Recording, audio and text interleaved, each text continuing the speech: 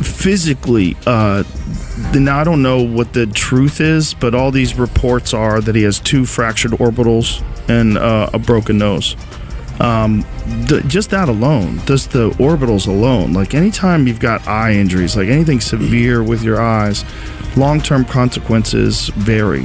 You know, it's psychological. Absolutely. And your body heals. And physical. Yeah. The body is resilient. Like, I'm telling you, broken bones make stronger bones. Like that is his orbital bones will be stronger. It depends on where, though, Justin. The orbital bone, I had my orbital broken, and for 6 months, I do this and my tooth would move. And it's right where my sinus cavity is. You remember when you hit me with the spinning elbow? Your tooth would move? Dude, when you push right on here, your cheek? And my tooth would move. Oh, God. I still feel the soft spot, but this is a very weak area where your sinus cavity is. And you broke both. With uncertainty surrounding the next lightweight title picture, Paddy Pimblett is trying to force the issue through his public callouts. He has accused ILIA Topuria of delaying the matchup and avoiding a contract, challenging him to accept the fight. Paddy argues that if ILIA truly considers him an inferior opponent, then taking the bout should be an easy opportunity to prove it. Pimblett believes the matchup could be next and is urging Topuria to make it official. Interview 2. Meanwhile, ILIA Topuria is reportedly focused on training. When he reacted, he must have said no more. I mean, he wanted to continue to fight, let the guy go. So he sits in the corner, tells his cornerman he can't see. And then he's got the doctor doing the eye test and the doctor's saying no. It's like, oh, this fight's fucking over. But then they let him continue. But I don't know who threw in the towel in the 4th. It's almost like Goddard said, the fight's fucking over. No, his brother said we're going to keep fighting, and then he looked into his brother's eyes and then he waved it off. ILIA literally could have walked off and been champ. If ILIA, when he hit him with that liver shot and Gaethje kind of went down, if he would have walked off, the ref would have stopped that fight. If you get hit with those liver shots and you kind of cramp up, you can't just get up. You kind of just are there for a sec. So if he walked off and Gaethje's just laying there, maybe the ref tries to stand him up or whatever, but... Ahead of his first lightweight title defense, Arman Tsarukyan, however, believes ILIA still needs to prove himself against the toughest competition available. He argued that Topuria has yet to overcome enough elite opponents and suggested that victories over fighters such as Tsarukyan. And I'm not saying he cheated or anything. I'm just saying, I guarantee you don't want to go into battle thinking, had this huge fight with my wife. You don't want any of those thoughts in your head before a fight. I mean, ILIA Topuria, in previous fights, you could tell he always had like his family, his wife, his kids. I just watched a documentary that came out on ILIA Topuria, and he was just talking about how much he loved his girl. And that could have been his fault that they got a divorce. I wonder how much that had to do with everything. It had everything to do with everything. It's all connected. Yeah, Ilia's in the hospital. He's busted up. You know, I'm not a doctor, but his eye looked like he probably has broken orbital.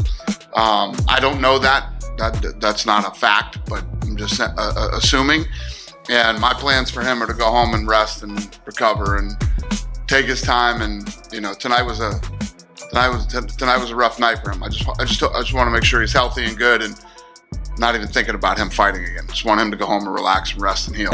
Would be necessary for ILIA to seriously enter the greatest of all time conversation. Interview 3. Arman Tsarukyan has also criticized Paddy Pimblett for the dramatic changes in his weight between fights. He considers the habit irresponsible and believes repeatedly putting the body through those extremes could create serious long-term health consequences. Tsarukyan warned that if I think we just witnessed probably the greatest fight of this year. ILIA Topuria taking on Justin Gaethje. Now I'm gonna start off right here. I was one who picked against Justin Gaethje. When you look at Justin Gaethje's previous fights, when he's fought Dustin Poirier, when he's fought Charles Oliveira, when he's fought Khabib Nurmagomedov, when he's fought Eddie Alvarez, Justin Gaethje gets dropped. He gets dropped and he gets finished. I mean, that's something that we've seen time and time again in his career.